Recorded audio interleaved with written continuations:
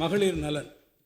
ஆணுக்கு இங்கே பெண் நிகர் எனும் சரிநிகர் சமத்துவ பாதையில் மகளிர் நலனுக்காக பல்வேறு முன்னோடி நலத்திட்டங்களை தமிழ்நாடு அரசு செயல்படுத்தி வருகிறது.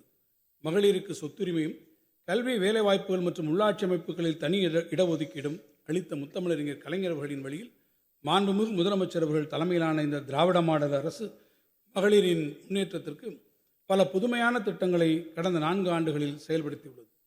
மாண்புமிகு தமிழ்நாடு முதலமைச்சர் அவர்கள் பதவியேற்ற நாளிலேயே கையெழுத்திட்ட முதல் 5 கோப்புகளில் மகளிர் கட்டணமில்லாமல் பயணம் செய்ய அனுமதிக்கும்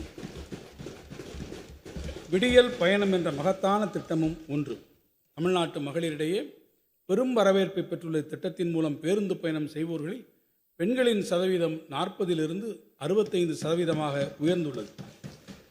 தினமும் சராசரியாக 50 லட்சம் மகளிர் பேருந்துகளில் இதுவரை 642 கோடி பயணங்களை மேற்கொண்டுள்ளனர். மகத்தான இந்த திட்டத்தினால் பெண்கள் சராசரியாக மாதம் ஒன்றுக்கு 888 ரூபாய் சேமிக்க முடிகிறது என மாநில திட்டக்குழு நடத்திய ஆய்வில் தெரிய வந்துள்ளது என்பது குறிப்பிடத்தக்கது. இத்திட்டத்திற்காக மானியத் தொகை 3600 கோடி ரூபாயை 2025-26 ஆண்டின் வரவு செலவு திட்ட மதிப்பீடுகளில் அரசு ஒதுக்கியுள்ளது. மகளிர் நல திட்டங்களுக்கெல்லாம் மகுடம் வைத்தது போல் அறிவிக்கப்பட்ட கலைஞர் மகளிர் உரிமை திட்டத்தின் மூலம் ஒவ்வொரு மாதமும் 1,15 லட்சம் குடும்பத் தலைவிகளுக்கு மாதம் 1000 ரூபாய் அவருடைய வங்கிக் கணக்கில் நேரடியாக செலுத்தப்பட்டு வருகிறது.